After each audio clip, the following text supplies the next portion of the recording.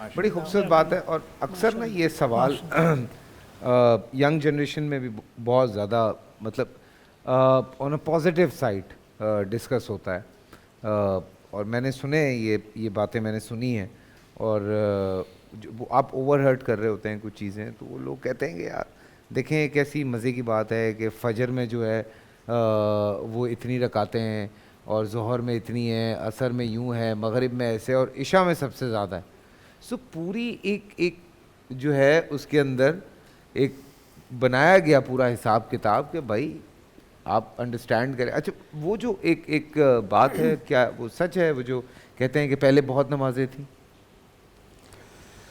بسم اللہ الرحمن الرحیم وبہ نستعین واللہ خیر ناصر و معین.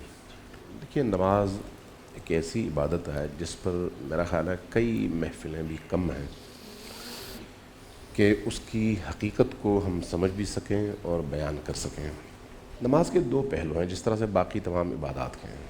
ایک ہے اس کے احکام کہ آپ نے فجر کی کتنی رکعتیں پڑھنی ہیں, ظہر کی کتنی, عصر کی کتنی, مغرب کی کتنی, عشاء کی کتنی, کیسے پڑھنی ہے, کہاں سے آغاز کرنا ہے اور کہاں پر سلام پھیر کر نماز ختم کرنی ہے. یہ اس کے ظاہری احکام ہیں. ان ظاہری احکام کا تعلق آپ کے بدن اور اعضاء و جوارح کے حرکات اور سکنات کے ساتھ ہے. یعنی آپ کا بدن جھکتا ہے, آپ کی پیشانی زمین پر لگتی ہے, آپ رکوع کرتے ہیں, سجدہ کرتے ہیں, قیام کرتے ہیں, کچھ اذکار پڑھتے ہیں. ان تمام ایکسرسائزز میں آپ کا بدن فعال ہوتا ہے قبلہ رخ ہو کر. یہ اس کا ایک پہلو ہے.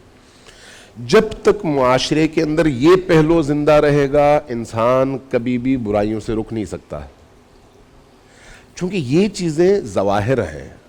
اصل وہ چیز جو انسان کو نماز کی روح کے مطابق ڈھالنے کا ذریعہ بنتی ہے, وہ اس نماز کے اندر موجود معرفت اور نماز کے اندر موجود روح ہے, نماز کے اندر موجود وہ چاشنی ہے, نماز کے اندر موجود وہ کیفیت ہے جس میں انسان اپنے آپ سے بیگانہ ہو جاتا ہے اور خدا کی ذات میں گم ہو جاتا ہے.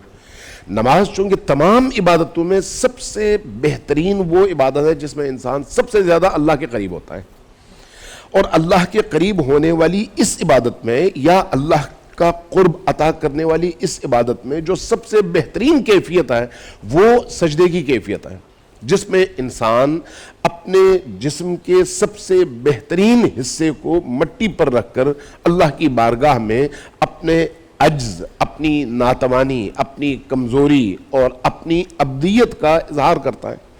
اب اس نماز کے اندر اگر وہ روح پیدا ہو جائے جس کا اظہار ہم نماز کے الفاظ میں کر رہے ہیں, تو وہ کیسے پیدا ہو؟ جب میں کہتا ہوں اللہ اکبر, تو اس اللہ اکبر تکبیرۃ الاحرام کے بعد نماز میں داخل ہونے کا مطلب یہ ہے کہ میں اللہ کے علاوہ باقی تمام طاقتوں کی نفی کر رہا ہوں اور شعوری طور پر کر رہا ہوں. لیکن اگر میں اللہ اکبر کہوں لیکن میرے دماغ میں شیاطین اور طاقتیں موجود ہوں, تو پھر اللہ اکبر لفظ ہے, روح نہیں ہے. جب میں کہتا ہوں سبحان ربی العظیم, اللہ کی عظمتوں اور اس کی سبحانیت اور پاکیوں کی گواہی دے کر میں جھکتا ہوں, تو میں یہ کہہ رہا ہوتا ہوں عملاً کہ میں صرف اس رب کے سامنے جھک رہا ہوں, کسی اور کے سامنے نہیں جھک رہا.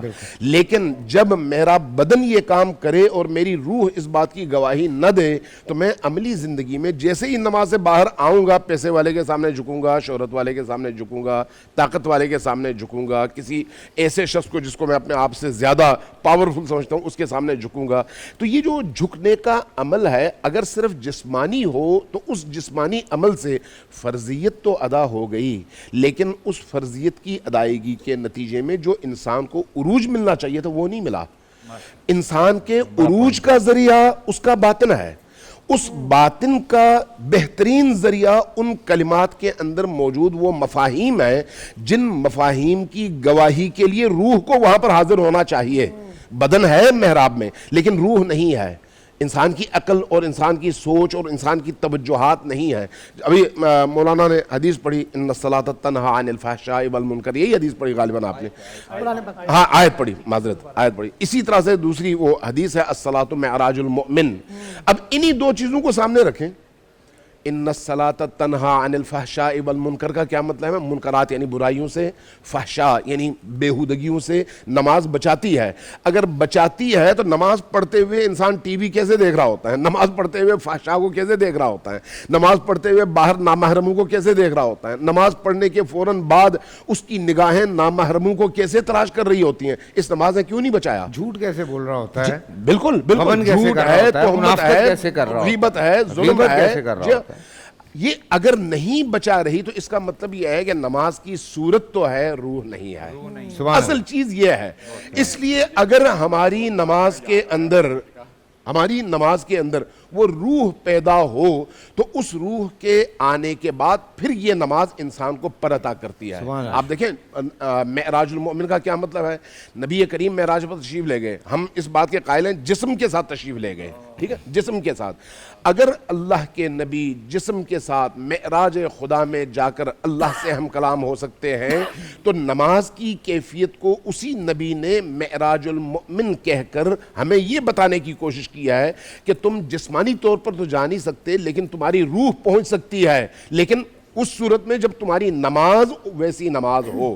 تو یہ جو نماز ہے اگر انسان کی روح کو اس طرح سے نورانی کر سکے کہ وہ جو کلمات اللہ کی بارگاہ میں ادا کر رہا ہے اس پر اس کی روح گواہ ہو، شاہد ہو، اور وہاں پر شہادت دے کہ ہاں جو لفظ میں ادا کر رہا ہوں اس پر میں پورا بھی اتر رہا ہوں، تو پھر وہ شخص کبھی بھی نماز سے باہر آ کر وہ کام نہیں کر سکتا جو 10 منٹ 15 منٹ آدھے گھنٹے کے بعد دوبارہ آ کر اس نے اس کے خلاف گواہی دینی ہے اللہ کی بارگاہ میں۔ سبحان اللہ، سبحان اللہ۔ بول انٹرٹینمنٹ کے شوز دیکھنے کے لیے ہمارے چینل کو سبسکرائب کریں اور بیل آئیکن پر کلک کرنا نہ بھولیں۔